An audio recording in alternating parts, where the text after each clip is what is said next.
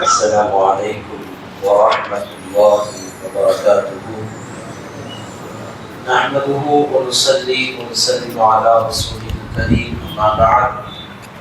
اللهم صل على سيدنا محمد وعلى آل سيدنا محمد وبارك وسلم عليه. قال الله تبارك وتعالى في شأن حبيبه: فاذكروا الله في أيام معلومات. وقال: فاذكروا الله في أيام معدودات. صدق الله مولانا العظيم. وقال النبي صلى الله عليه وسلم: أفضل الأيام بعد عشر الأواخر أيام عشر ذي الحجة، أو كما قال عليه الصلاة والسلام. صدق الله مولانا العظيم وصدق رسوله النبي الكريم وبلغنا ونحن من الشاهدين والشاكرين والحمد لله رب العالمين. அன்பான அல்லாஹ் நல்லடியார்களே, அல்லாஹு தஆலாவுடைய மாபெரும் கருணை கிருபை அல்லாஹ் நம்மை முஸ்லிம்களாக முஃமின்களாக பிறக்கச் செய்திருக்கிறான். இன்னும் குறிப்பாக அவனது ஹபீபாகிய கண்மணி நாயகம் முஹம்மது ரசூலுல்லாஹி ஸல்லல்லாஹு அலைஹி வஸல்லம் அவர்களுடைய அருள் நிறைந்த உம்மத்திலே அல்லாஹ் நம்மை கொண்டு வந்திருக்கிறான். புனிதமிக்க மாதத்தை எதிர்நோக்கிய நிலையில் துஆக்கள் ஏற்றுக்கொள்ளப்படக்கூடிய புனிதமான ஜும்ஆவுடைய நாளில் அவனது இறை இல்லத்தில் நம் அனைவரையும் அழைத்து ஒன்று கூட்டி நல்லதை பேசவும் கேட்கவும் அவனை வணங்கி வழிபடவும் உண்டான மகத்தான ஒரு நற்பாக்கியத்தினை அல்லாஹ் நமக்கு வழங்கியிருக்கிறான். அல்ஹம்துலில்லாஹ் சும்ம அல்ஹம்துலில்லாஹ். அன்பானவர்களே, ஒவ்வொரு நாளும் நாம் காலையில் விழித்தவுடன் நம்முடைய வேலைகளை, நம்முடைய சொந்த வியாபாரங்களை, கொடுக்கல் வாங்கலை, மனைவி மக்களை சிந்தித்து கொண்டிருக்கிறோம். இரவு படுப்பதற்கு முன்னால் இன்று நாம் என்னென்ன செய்தோம், எவ்வளவு வந்தது, எவ்வளவு சென்றது, நாளை எங்கே செல்ல இருக்கிறோம், இப்படி நாம் நம்முடைய சிந்தனைகள் முழுக்க உலகத்தின் பக்கம் கொண்டு சென்று கொண்டே இருக்கிறோம். ஆனால் அல்லாஹ் என்ன சிந்திக்கிறான்? இப்படி சதா உலகத்தினுடைய இன்பத்திலேயும் பாவத்திலேயும் மூழ்கி கொண்டே இருக்கிறார்களே என்னுடைய அடியார்கள், இவர்களை எப்படியெல்லாம் மன்னிப்பது என்று அல்லாஹ் சிந்தித்து கொண்டிருக்கிறார். இவர்களை மன்னிப்பதற்கு என்னென்ன காரணங்களை நான் உருவாக்க முடியும்? அந்த அடிப்படையில் தான் அல்லாஹ் ஜல்லஷானுஹு வ தஆலா 12 மாதங்களிலேயும் பல்வேறு சிறப்புமிக்க நாட்களை கொண்டு வருகிறான், சிறப்புமிக்க நேரங்களை கொண்டு வருகிறான். இறுதி 12வது மாதம் துல் ஹஜ், ஒரு வருடத்தினுடைய கடைசி, அந்த கடைசி மாதத்தில் இருக்கக்கூடிய ஒரு சில நாட்களை அல்லாஹு தஆலா மிக உயர்வானதாக ஆக்கி அதிலே அடியார்களிடமிருந்து மிக ஒப்புயர்வற்ற அமல்களை எல்லாம் அதிலே செய்ய வைத்து அந்த ஒரு வருட காலத்தை பூர்த்தி செய்யும் பொழுதும் நம்மை பரிசுத்தமாக பார்க்க வேண்டும் என்று அல்லாஹ் ஆசைப்படுகிறார். சங்கை மிக்க கண்ணியமிக்க ஒரு எஜமானனாகிய அல்லாஹ் தன் அடியார்களும் கண்ணியமானவர்களாக ஒவ்வொரு வருடத்தை நிறைவு செய்ய வேண்டும், வருடத்தை ஆரம்பிக்க வேண்டும் என்று நினைக்கிறான். முஹர்ரம் ஆரம்பிக்கும் பொழுது ஆஷுரா என்ற ஒப்புயர்வற்ற நாளை தருகிறான். அதன் மூலம் அல்லாஹ் நம்மை பாவங்களை மன்னித்து நமக்கு நல்வாழ்வோடு அந்த வருடத்தை துவங்க செய்கிறான். இது அல்லாஹ்வாக நமக்கு செய்து கொடுத்திருக்கக்கூடிய ஒரு அருள் சூழ்நிலை. இது இல்லை என்று சொன்னால் மனிதன் 12 மாதங்களும் பாவத்தில் மட்டுமே மூழ்கி இருக்க முடியும். அவன் சொர்க்கத்திற்கு போகக்கூடிய வாய்ப்பே இல்லாமல் ஆகிட்டு இருக்கும். அந்த வகையில், அந்த வழியில்தான் அஷ்ரு தில் ஹிஜ்ஜா என்று சொல்லப்படக்கூடிய இஸ்லாத்தினுடைய 12வது மாதமான துல் ஹஜ் என்ற மாதத்தின் முதல் 10 நாட்கள் நாம் அதை எதிர்நோக்கி காத்து கொண்டிருக்கிறோம். துல் ஹஜ்ஜுடைய முதல் 10 நாட்கள் அல்லாஹ் குர்ஆனிலே சொல்வான், வல் ஃபஜ்ர் வ லயாலின் அஷ்ர், அதிகாலையின் மீது சத்தியமாக, மேலும் 10 இரவுகளின் மீது சத்தியமாக, வஷ்ஷஃபஇ வல் வத்ர், ஒற்றைப்படையின் மீதும் இரட்டைப்படையின் மீதும் சத்தியமாக என்று அல்லாஹு தஆலா சொல்கிறான். இமாம்கள் இதற்கு விளக்கம் தரும் பொழுது இந்த 10 இரவுகள் என்பது அஷ்ரு லயாலி தில்ஹிஜ்ஜா, துல்ஹஜ்ஜனுடைய ஆரம்பத்தினுடைய 10 நாட்களின் இரவுகள், வஷ்ஷஃபஇ வல் வத்ர், அதனுடைய ஆட் நைட்ஸாக இருக்கட்டும், ஈவன் நைட்ஸாக இருக்கட்டும், அதனுடைய ஆட் டேஸாக இருக்கட்டும், ஈவன் டேஸாக இருக்கட்டும், அதனுடைய பகலும் இரவும் சிறப்பு பெற்றது. அதிலே ஒரு மனிதன் தான் செய்யக்கூடிய ஒவ்வொரு அமல்களுக்கும் மகத்தான நற்கூலி அல்லாஹ் தருகிறான் என்று இமாம் பெருமக்கள் சொல்வார்கள். அந்த அடிப்படையிலே நாம் அந்த அற்புதமான 10 நாட்களை நோக்கி நம் வாழ்க்கை நகர்ந்து கொண்டிருக்கிறது. அந்த மாதத்திலே நாம் இறைவன் பக்கம் திரும்ப வேண்டும். ரமலான் நம்மை அடைந்தது, நாம் முடிந்த அளவுக்கு அமல் செய்தோம். அந்த 30 நாட்களை நாம் நம்மால் முடிந்த அளவிற்கு தக்வாவோடு நாம் அதை கொண்டு சென்றோம். அடுத்து ஷவ்வால் வந்தது, துல் கஅதா என்று சொல்லக்கூடிய அந்த மாதம் நம்மை கடந்து கொண்டிருக்கிறது, துல் ஹஜ் நம்மை வந்து அடைய இருக்கிறது. இந்த 10 நாட்கள் நாம் அல்லாஹ்விடத்தில் இபாதத்துகள் மூலமாக நெருங்கக்கூடிய நாட்கள். அந்த இபாதத்துகள் செய்வதன் மூலமாக இறைவனுடைய தக்வாவை பெறக்கூடிய நாட்கள். இறைவனுடைய தக்வா நமக்கு வரும் பொழுதுதான் நாம் 10வது நாள் செய்யக்கூடிய அந்த முக்கியமான அமலில் ஒரு முழு கபூலியத் ஏற்படும். அதனால்தான் பெருமகனார்கள் இந்த 10 நாட்களை மிகவும் உவப்பானதாக சொல்வார்கள். மற்ற நாட்களில் நாம் செய்யக்கூடிய அமல்களை விட, இபாதத்துகளை விட, நற்காரியங்களை விட, நல்ல செயல்களை விட, தான தர்மங்களை விட இந்த 10 நாட்களில் நாம் செய்யக்கூடிய இபாதத்துகளும் தான தர்மங்களும் நற்காரியங்களும் ஆக சிறப்பானது. பெருமானார் ஸல்லல்லாஹு அலைஹி வஸல்லம் அவர்கள் ஹதீஸில் இப்படி சொல்வார்கள், மாமின் ஐயாமின் அல் அமலு ஸாலிஹு ஃபீஹா அஹப்பு இலல்லாஹி மின் ஹாதிஹில் ஐயாம், யானி ஐயாமில் அஷர். அல்லாஹ்விற்கு நாம் செய்யக்கூடிய அமல்களிலேயே ஆக சிறந்த அமல் எந்த நாட்களில் தெரியுமா? எவ்வளவு அல்லாஹ்விற்கு நாம் செய்யக்கூடிய அமல்களில் மிக பிடித்தமானதாக இருக்கக்கூடிய அமல்கள் என்று சொன்னால் அது இந்த 10 நாட்கள்.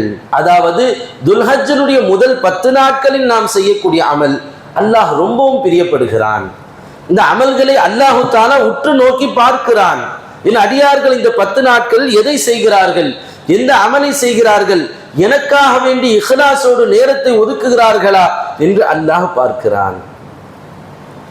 சஹாபாக்கள் கேட்கிறார்கள், காலு யா ரசூலல்லாஹ் வலல் ஜிஹாது ஃபீ ஸபீலில்லாஹ், அல்லாஹ்வுடைய பாதையில் மனை மக்களை, வீடு வாசலை, சொத்து சுகத்தை அத்தனை விட்டுவிட்டு வாளேந்தி இஸ்லாத்திற்காக போர் செய்வதை விடவுமா? சஹாபாக்கள் கேட்கிறார்கள். கால வலல் ஜிஹாது ஃபீ ஸபீலில்லாஹ், அல்லாஹ்வுடைய பாதையில் நீங்கள் ஜிஹாதிற்காக செல்வதை விடவும் இந்த 10 நாட்களில் நீங்கள் செய்யக்கூடிய அமல்கள் மிகவும் சிறப்பானது. இல்லா ரஜுலுன் ஹரஜ பினஃப்ஸிஹி வ மாலிஹி ஃபலம் யர்ஜஅ பிதாலிக ஷை. ஆனால் ஒரு மனிதன் போருக்காக தன்னுடைய தளவாடங்களையும் தன்னுடைய பொருட்களையும் கொண்டு செல்கிறான், திரும்பவும் வராமல் ஷஹீத் ஆகிவிட்டான். ஷஹீதை விட உயர்ந்த அமல்கள் கிடையாது என்றாலும் ஜிஹாதிற்கு ஒரு மனிதன் சென்று போரிட்டால் என்ன நன்மையோ அந்த நன்மை இந்த 10 நாட்கள் நாம் செய்வதன் மூலமாக கிடைக்கிறது. நாம் போருக்கு போய் ஜிஹாத் செய்வது நமக்கு போர் கிடையாது. ஒவ்வொரு நாளும் நாம் 5 வக்து தொழுகை தொழுவதே ஒரு ஜிஹாது தான். எவ்வளோ கஷ்டப்பட்டு வர்றோம் சொல்லுங்க. பிள்ளைகளை நம்ம வீட்டிலிருந்து தொழுகைக்கு அனுப்புறதாக இருந்தாலும் சரி, அல்லது பிள்ளைங்களை வாங்கப்பா தொழுகைக்கு அப்படின்னு சொல்றதாக இருந்தாலும் சரி, அதை சொல்வதும் ஒரு ஜிஹாத், அவர்கள் கேட்டு அதை அமல் செய்ய வருவதும் ஒரு ஜிஹாத். நாம போருக்கெல்லாம் போய் நிற்க வேண்டிய அவசியமும் கிடையாது, அந்த அளவுக்கான சக்தியும் கிடையாது, அந்த அளவுக்கு மனதில் ஈமானும் நமக்கு இல்லை. அப்ப இபாதத்துகளை நாம் இந்த 10 நாட்களில் அதிகப்படுத்துவது ஜிஹாதை விடவும் சிறந்தது. நீங்க எவ்வளவு பெரிய ஜிஹாதா இருக்கு சொல்லுங்க.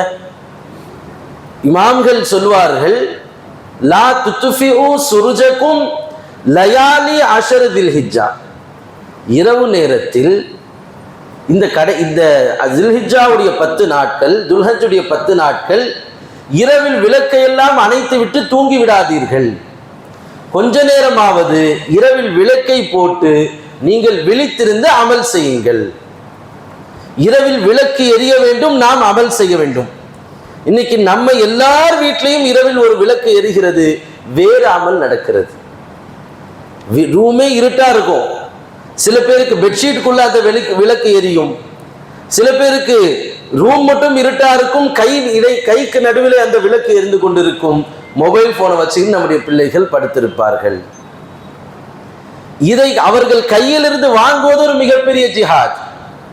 அவர்கள் அந்த 11 மணி ஆச்சுன்னா அந்த மொபைலை கையிலிருந்து எடுத்து வெளியே வைத்து விட்டு ஓரமாக வச்சுட்டு இப்படி கண்ணை மூடுறதுக்கு பாருங்க, அப்படி கண்ணை மூடிக்கொண்டு அவர்கள் தூங்க ஆரம்பிப்பதே ஒரு பெரிய போர்க்களமாக இருக்கிறது. இன்னைக்கு போர்க்களத்தினுடைய கருவிகளாக வீட்டிலே மொபைல் போன்களும் அதே போல டிவிகளும் இன்ன பிற எல்லா வகையான கேட்ஜெட்ஸ்களும் இன்று போர் கருவிகளாக இருக்கிறது. அதை விட்டும் நம்மை நாம் அப்புறப்படுத்திக் கொள்வதும் நம் பிள்ளைகளை அதை விட்டும் அப்புறப்படுத்திக் கொள்வதும் தான் ஜிஹாத். இன்னைக்கு நைட்டு ஃபுல்லா போன்ல இருக்கிறாங்க நம்முடைய பிள்ளைகள், பகல் ஃபுல்லா பிள்ளைகள் போன்ல இருக்கிறாங்க. அதை எதை பார்க்கிறார்கள், அதனால் என்ன கிடைக்கிறது எதுவும் தெரியாது. ஸ்க்ரோல் பண்ணிக்கிட்டே இருக்கிறாங்க, போயிட்டே இருக்குது. ஆனால் அது எங்க போய் முடியும், எண்டு என்னன்னு தெரியல. அது ரொம்ப நேரம் ஸ்க்ரோல் பண்ணி வாட்ஸ்அப்பையும் இன்ஸ்டாகிராமையும் ஃபேஸ்புக்கையும் ஸ்க்ரோல் பண்ணி கடைசியாக போர் அடிச்சா தூக்கி வைப்பார்கள், சாப்பிடுவாங்க, வெளியே போவாங்க, வருவாங்க, திரும்பவும் அதில் உட்கார்ந்து விடுவார்கள். இன்னைக்கு நம்முடைய பிள்ளைகள் தப்பு செய்து ஒரு மனிதனை சிறையில் அடைக்க வேண்டும் என்று சொன்னால் எதுவுமே தேவை கிடையாது. அவன் எங்கேயும் போகாம உட்கார வைக்கணும். 4 பேர் கன் பாயிண்ட் போலீஸ் நிக்க வச்சு எங்கேயும் அசையாத கையை தூக்கு அப்படின்னு சொல்ல வேண்டிய அவசியம் கிடையாது. அவன் கையில ஒரு மொபைல் போனை கொடுத்து இங்கே உட்காந்துக்கப்பா, ஒரு ஏசியை போட்டு ரூமை போட்டு தண்ணியெல்லாம் கொடுத்து அட்டாச் பாத்ரூம் கொடுத்துட்டோன்னு சொன்னா அவன் வீட்டை விட்டும் எங்கேயும் போக மாட்டான், சிறை கைதியாக மாறிவிடுவான். ஒரு காலத்தில் வெளியில் விளையாடி கொண்டிருந்த பிள்ளைகளை உள்ளே இழுத்து கொண்டு வந்த காலம் போய் உள்ளேயே தனிமை என்னும் சிறையிலே அது ஒரு மென்டல் டார்ச்சரை நோக்கி சென்று கொண்டிருக்கக்கூடிய நம் பிள்ளைகளை அதிலிருந்து வெளியே கொண்டு வந்து அல்லாஹ்வோடு ரசூலோடும் இணைப்பது இன்றைய ஜிஹாதாக இருக்கிறது. பெரியவர்களே அதில் மாட்டிக்கொண்டிருக்கிறோமே. வியாபாரத்தில் உட்கார்ந்து இருக்கிறோம், கடையில கஸ்டமரே வரல, நம்முடைய நேரம் என்ன, கஷ்டமா இருக்கும் அந்த நேரம் போறதுக்கு. அந்த நேரத்தில் நாம் இறைவனை திக்ர் செய்வதோ அல்லது இன்ன பிற அந்த மொபைல் போனையும் டிவியும் தாண்டி மற்ற காரியத்தில் நம்முடைய சிந்தனையில் செலுத்துவதே ஜிஹாது தான். சஹாபாக்கள் என்ன அற்புதமான வார்த்தை கேட்டார்கள், அல்லாஹ்வுடைய பாதையில் போர் செய்வதை விடவுமா யா ரசூலல்லாஹ்? ஆம், அல்லாஹ்வுடைய பாதையில் போர் செய்வதை விடவும். ஏனால் இது எவ்வளவு பெரிய போர்னு நபிகள் நாயகம் ஸல்லல்லாஹு அலைஹி வஸல்லம் தெரியாதா என்ன? அதனால் இந்த 10 நாட்கள் ஸ்க்ரோல் செய்வதை விட வேண்டும். குறிப்பாக வாலிபர்கள், இளைஞர்கள் அந்த மொபைல் போனில் இருந்து உங்களை விடுவித்துக் கொள்ள வேண்டும். குறைந்தபட்சம் நல்லதையாவது அதிலே பார்க்க பழகிக்கொள்ள வேண்டும். இந்த 10 நாட்கள் நல்ல பயான்கள், ஜிக்ருகள், தொழுகை பற்றி கற்றுக்கொள்வது. ஹஜ் என்றால் என்ன? காபா மட்டும் தான் தெரியுது. ஹஜ் என்று சொன்னாலே காபாருக்கு சுத்தி வட்டமா மக்கள் நின்று லட்சக்கணக்கில் நிற்கிறாங்க. என்ன அப்படின்னா தெரிந்து கொள்ள வேண்டும். ஹதீம் அப்படின்னா என்ன, முஸ்தலிஃபா என்ன, அரஃபா என்ன, மினா என்ன தெரியவில்லையே, சஃபா மருவா அந்த வார்த்தை வாயில் நுழையவில்லை. என்று என்ன முஸ்லிம்கள் நாம்? ஸ்க்ரோல் செய்வதை நல்ல முறையிலாவது ஸ்க்ரோல் செய்ய பழகிக்கொள்ளுங்கள். அல்லாஹ் குர்ஆனிலே சொல்கிறான், யௌம யஅுல்லு லாலிமு அலா யதைஹி.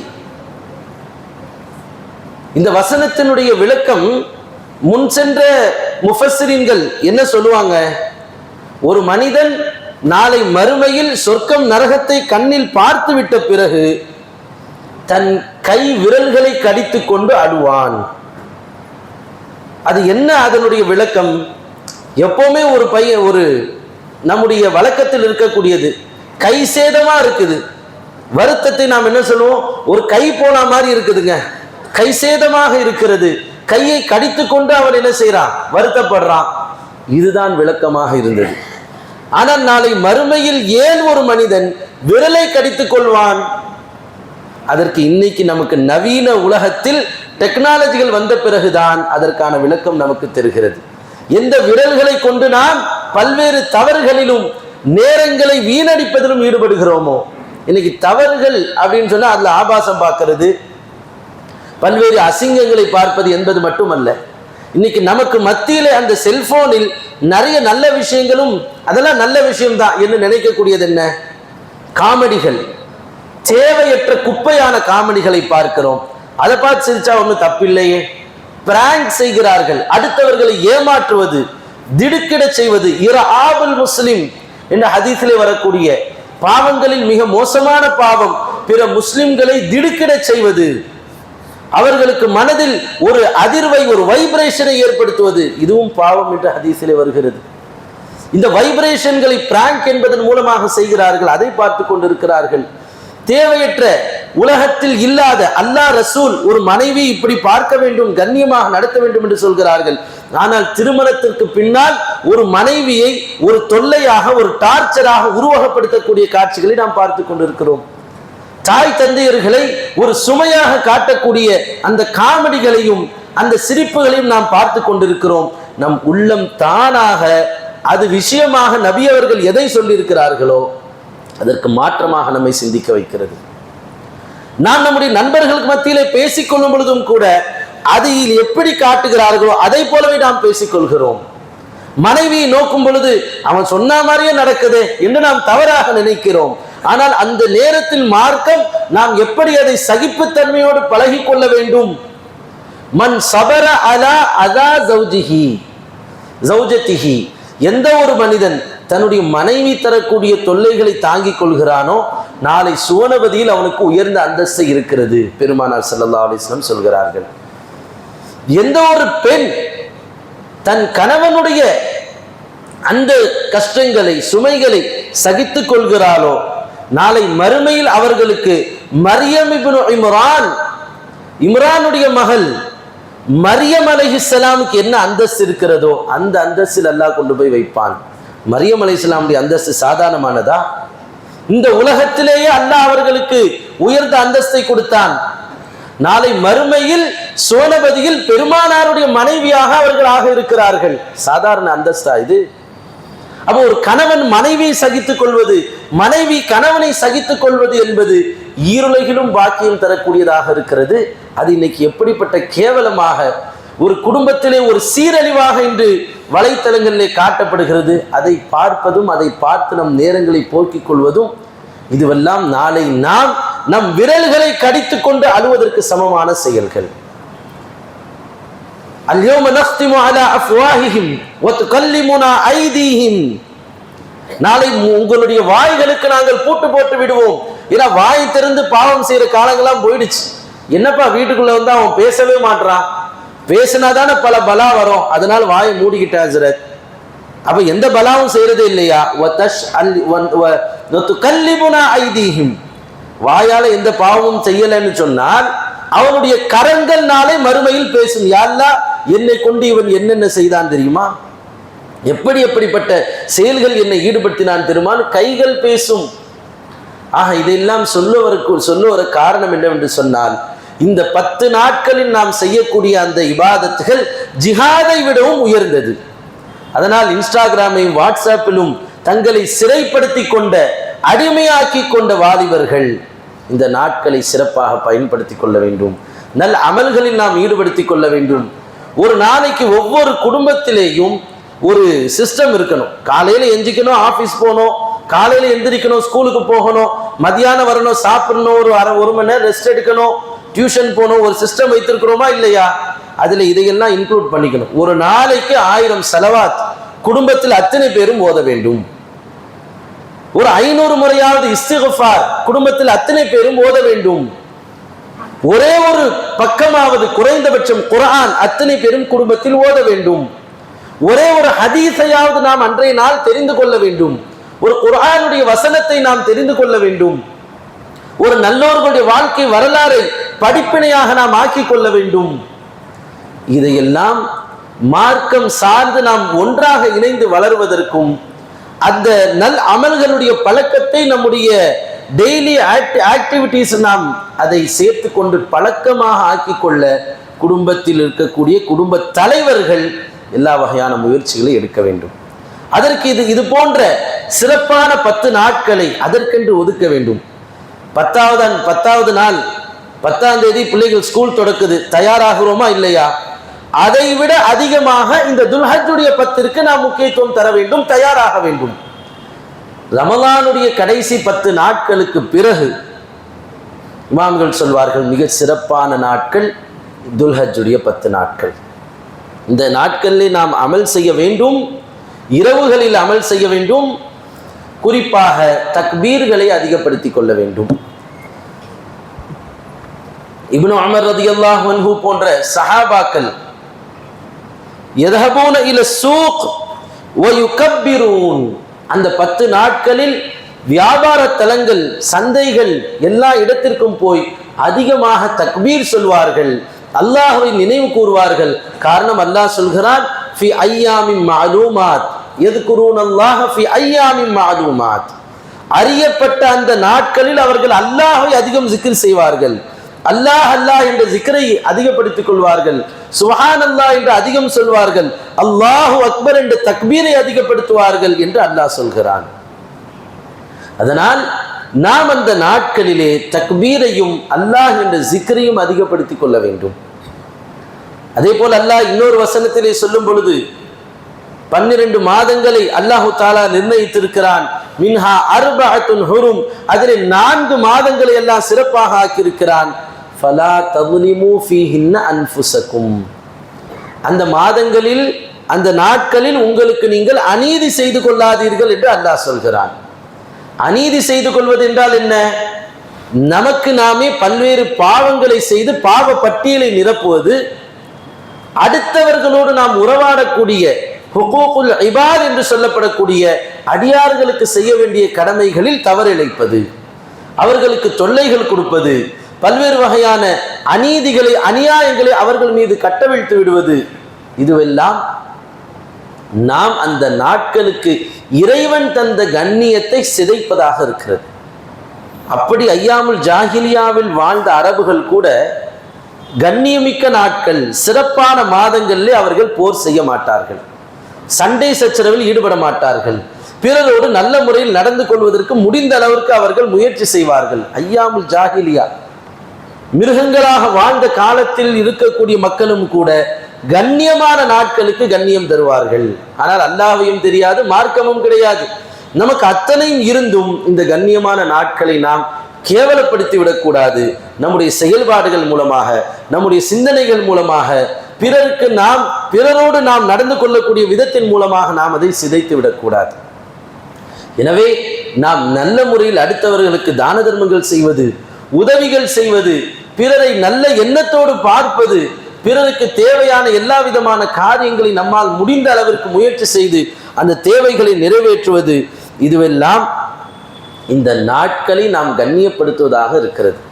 அல்லாஹ் எனக்கு 10 நாளை கண்ணியப்படுத்த சொன்னா என்ன செய்வது? முதலில் அது சம்பந்தமான சிந்தனைகளை நாம் ஏற்படுத்தி கொள்ள வேண்டும். பயானை கேட்டோமா, 1:25 ஆச்சு, ஹஜ்ரத் சுன்னத் சொல்லுவாங்க, குத்துபா முடிப்பாங்க, எப்படா சலாம் கொடுப்பாங்கன்னு ஒரு கூட்டம் இருக்கும், முடிஞ்சவனே எஸ்கேப் ஆகிறதுக்கு. எப்படா ஹஜ்ரத் துவாவை முடிப்பாங்கன்னு ஒரு கூட்டம் இருக்கும், சுன்னத் தொழுதுட்டு எப்போ போலான்னு ஒரு கூட்டம் இருக்கும். எப்பொழுது போனாலும் சரி, இங்கே வந்து வாங்கியதை கொண்டு சென்று அதை நீங்கள் பயன்படுத்த வேண்டும். ஒவ்வொரு வாரமும் ஹஜ்ரத் கலர் கலரா தலப்பா ஜிப்பா எல்லாம் போட்டு வந்து பேசுறாங்க. அதுக்கப்புறம் அதனுடைய ரிசல்ட் என்ன, அதனுடைய இன்திஹா என்ன? ப்ராடக்ட் ரெடி ஆயிடுச்சு, ஃபேக்டரியில் அப்படியே படி தூங்குனா அதனால என்ன பிரயோஜனம் இருக்கு அன்பர்களே? அதனால் இந்த 10 நாட்கள் நாம் திட்டமிட்டே ஆக வேண்டும். இன்னும் சிலர், அஸ்ஹர் யூனிவர்சிட்டியினுடைய இஸ்லாமிய பிரிவின் தலைவர் கரீப் தாஹா என்பவர்கள் சொல்வார்கள், ஒரு விதத்திலே பார்க்கும் பொழுது ரமலானுடைய 10 நாட்களை விடவும் இந்த அஷ்ருதுல் ஹிஜ்ஜாவுடைய 10 நாட்கள் உயர்வாக தெரிகிறது என்று பல்வேறு காரணங்களை அவர் ஆய்வு செய்து சொல்லியிருப்பார்கள். அதிலே ஒன்று இஜ்திமாஉ உம்மஹாத்துல் இபாதாத், இபாதத்துகளின் தாய் என்று நாம் எதை நினைக்கிறோமோ அந்த கடமைகள், 5 கடமைகள், தொழுகை, நோன்பு, ஜகாத், ஹஜ், இந்த அத்தனையும் ஒன்று சேரக்கூடிய நாள் இந்த அஷ்ருதுல் ஹிஜ்ஜா, துல்ஹஜ்ஜினுடைய 10 நாட்கள். ஹஜ் வேறு எந்த நாளிலும் நாம் செய்ய முடியாது. தான தர்மங்களை எல்லா நாளிலும் கொடுக்கலாம், எல்லா நாளிலும் தொழுகலாம். ஆனால் எல்லா கடமைகளும் ஒன்றாக சங்கமிக்கக்கூடிய நாட்கள் இந்த 10 நாட்கள். இந்த 10 நாட்களில் நாம் நம்மை பரிசுத்தமான இபாதத்துகள் மூலமாக, பரிசுத்தமான எண்ணங்களின் மூலமாக நம்மை பரிசுத்தப்படுத்தி தக்வாவின் பக்கம் நம்மை நகர்த்தி கொண்டு செல்ல வேண்டும். காரணம் என்ன தெரியுமா? அந்த 10வது நாள் யௌமுன் நஹர்லே நாம் கொடுக்கக்கூடிய குர்பானி கொடுத்துருவோம். அதை கொண்டு போய் எல்லாத்துக்கும் நாம் உறவினர்களுக்கு கொடுப்போம், ஏழைகளுக்கு கொடுப்போம். அவங்களாம் சாப்பிட்டு முடிச்சிருவாங்க. இந்த கறி இப்படி இருக்கு, அந்த கறி வேகாம இருக்கு, இந்த கறி கல்லுமாறு இருக்கு, டிஸ்கஷன்களோட அது நிறைவேறிவிடும். ஆனால் இந்த குர்பானி அல்லாஹ்விடத்தில் எப்படி சேர்கிறது? இந்த கறியும் இந்த இறைச்சியும் அல்லாஹ்வின் அடியார்களுக்கு சேர்கிறது. நம்மிடமிருந்து இறைவனிடம் போவது வலாக்கி யனாலுஹு தக்வா மின்கும், உங்களிடமிருந்து அல்லாஹ்விடத்தில் போய் சேர்வது தக்வா என்பது மட்டும்தான். இந்த 10 நாட்களில் நாம் அல்லாஹ்விடத்தில் இபாதத் செய்து இறுதியாக நாம் குர்பானி கொடுக்கும் பொழுது என்ன நியத்தில் இருக்க வேண்டும்? யா அல்லாஹ், 12 மாதங்கள் என்னுடைய நஃப்ஸுக்கு, மனோ இச்சைக்கு நான் இணங்கி வாழ்ந்து விட்டேன். ஆனால் அதையெல்லாம் விட்டும் நீங்கி இந்த 10 நாட்கள் உனக்கு முழுக்க முழுக்க இபாதத் செய்து உனக்கு பொருத்தமிக்க காரியங்கள் நான் என்னை ஈடுபடுத்தி கொண்டேன். இறுதியாக என்னுடைய நஃப்ஸை நான் இங்கே அறுக்கிறேன். என்னுடைய மனோ இச்சையை, என்னுடைய ஆசாபாசங்களை, என்னுடைய கேளிக்கைகள் எல்லாம் இங்கே அறுத்து உனக்காக பலியிடுகிறேன். என் உள்ளத்தில் தக்வாவோடு இப்பொழுது இந்த ஆட்டை, இந்த பிராணியை அறுக்கிறேன். எனது தக்வாவை நீ ஏற்றுக்கொள். தக்வா உள்ளவர்களிடமிருந்து தான் குர்பானி அல்லாஹ்விடம் சென்றடைகிறதே தவிர எல்லோரும் குர்பானி கொடுத்து விடலாம். யார் இந்த 10 நாட்களை நல்ல முறையில் இபாதத்துகளில், நல்ல அமல்களில் கழித்து ஓரளவு தன்னில் தக்வாவை, தன் உள்ளத்தில் இறை அச்சத்தை ஏற்படுத்தி வளர்த்து கொள்கிறார்களோ அவர்களிடமிருந்துதான் உயர்ந்த அமலாகிய குர்பானி, ஈதுல் அல்ஹாவினுடைய முக்கியமான அம்சமாகிய அந்த குர்பானி என்ற பலியிடல், தியாகம் அல்லாஹ்விடத்தில் சென்று சேர்கிறது. எனவே நாம் நம்முடைய இந்த புனிதமிக்க 10 நாட்களை முழுக்க முழுக்க இபாதத்திலேயும் அதற்காக திட்டமிட்டு மற்ற நாட்களை விட அதிகமாக இந்த நாட்களில் தொழுகை, நோன்பு, இபாதத், ஜிக்ர் ஃபிக்ர்கள், தான தர்மங்கள், சதகாக்கள், நன்மைகளை அதிகம் செய்து கொள்ள வேண்டும். குறிப்பாக பாவங்களை விட்டும் தவிர்த்து கொள்ள வேண்டும். பாவமான காரியங்களை விட்டும் நாம் நம்மை அப்புறப்படுத்திக் கொள்ள வேண்டும். அப்படி இருக்கும் பொழுது உண்மையிலே வரக்கூடிய அந்த தியாக திருநாள் அல்லாஹ்வால் ஒப்புக்கொள்ளப்பட்ட தியாகமாக நமக்கு இருக்கும் என்பதில் சந்தேகமில்லை. எல்லாம் வல்ல அல்லாஹ் அத்தகைய நற்பாக்கியத்தை நமக்கு வழங்கி அருள் புரிவானாக. ஆமீன். வ ஆகிரு தஅவானா அனில் ஹம்துலில்லாஹி ரப்பில் ஆலமீன். அஸ்ஸலாமு அலைக்கும்.